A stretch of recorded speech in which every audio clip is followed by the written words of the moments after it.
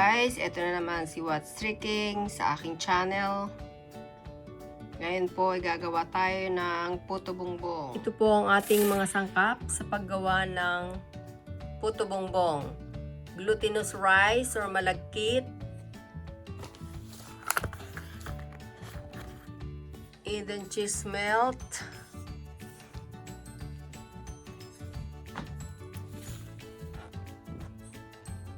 ubi flavor, butter, condensed milk,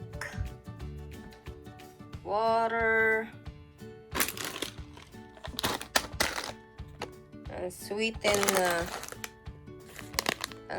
shredded coconut milk, because here in abroad they have no fresh shredded coconut, so we just buy prepared just like in the pack, unsweetened, but this is good also.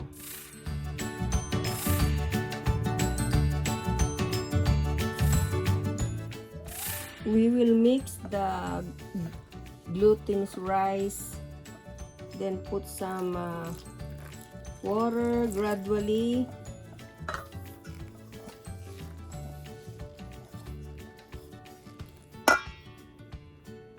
The ubi flavor,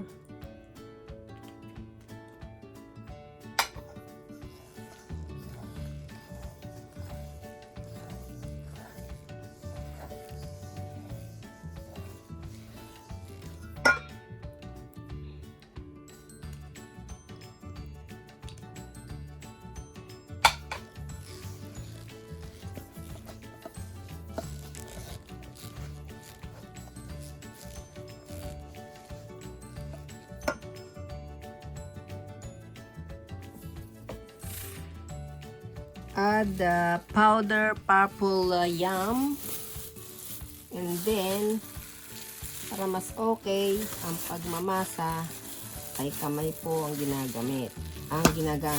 Use the hand to mix together so that it's good and nice. To mix all together like this.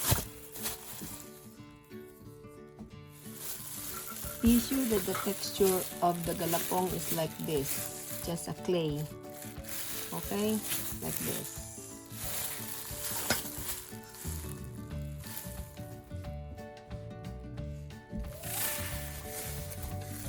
Then now we grate the galapong like this. Look what I do, grated the galapong or the mixture.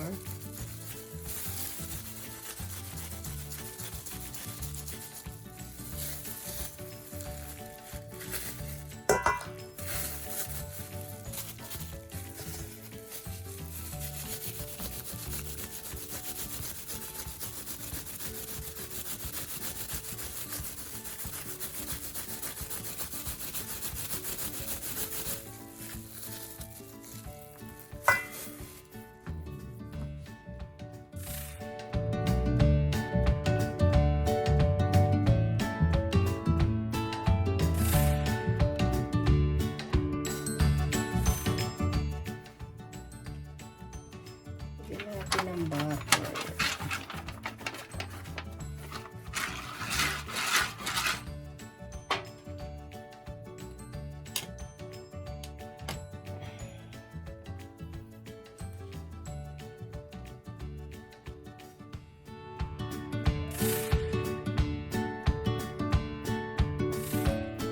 We put the mixture to the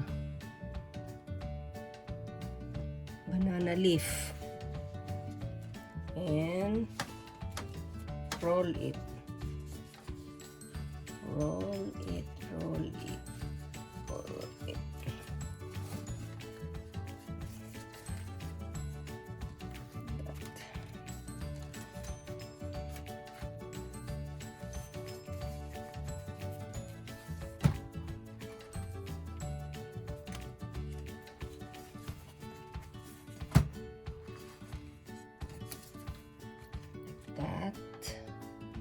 putting in the banana leaf.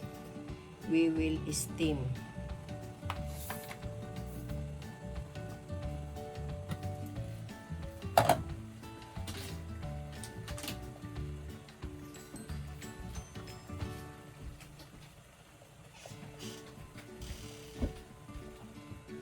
Like that. Steam.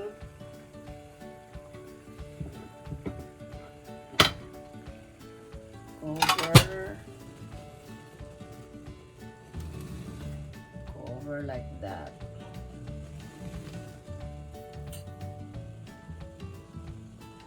And medium heat. Slow fire. Cook to 4 to 5 minutes. They have a cloth para po hindi matuluan ng tubig ang ating puto bumbong. Ito po, luto ng ating puto bumbong.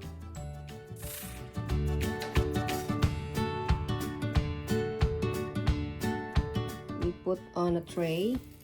We put some butter at the bottom so it will become not sticky.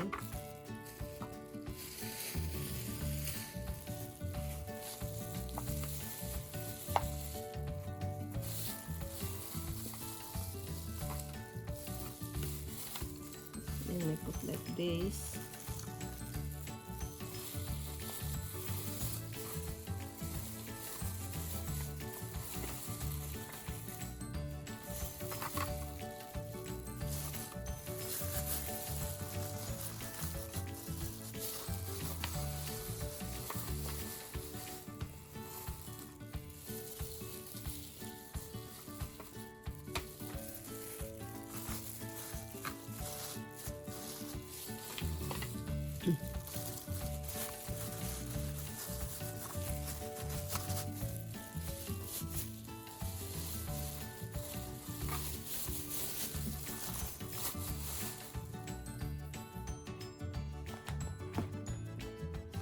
You put grated coconut at the top.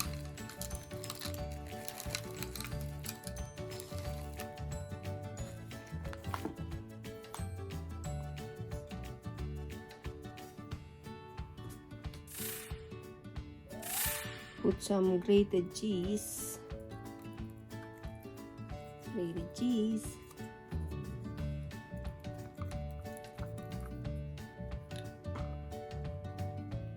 Some cheese on the top.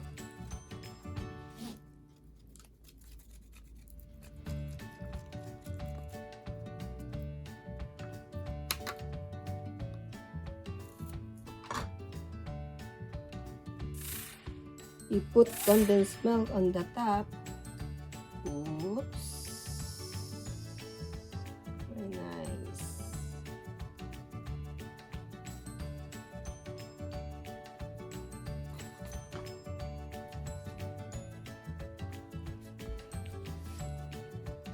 Ito na po ang ating finished product, puto bumbong.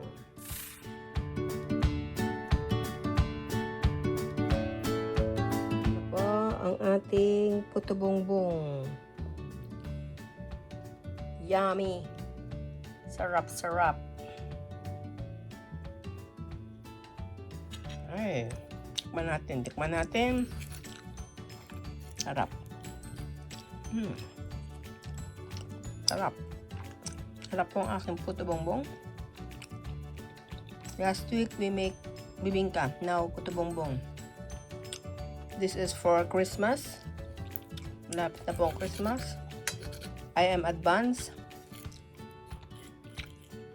Guys, ang sarap. Delicious. Yummy.